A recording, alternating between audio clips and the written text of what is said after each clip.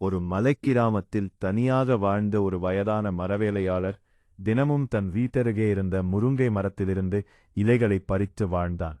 ஆனால் சில நாட்களாக இலைகள் குறைந்து வருவதைக் கவனித்த அவன் ஒரு நாள் விடியற்காலையில் மறைந்து பார்த்தபோது ஒரு சின்ன அணில் இலைகளை எடுத்துச் சென்று தன் குட்டிகளுக்கு உணவாகக் கொடுப்பதை அறிந்து கோபமில்லை, கருணை மட்டுமே மனதில் நிரம்பியது. அன்றிலிருந்து அவன் அந்த குகை அருகே கூடுதலான இலைகளை அமைதியாக வைக்கத் தொடங்கினான்.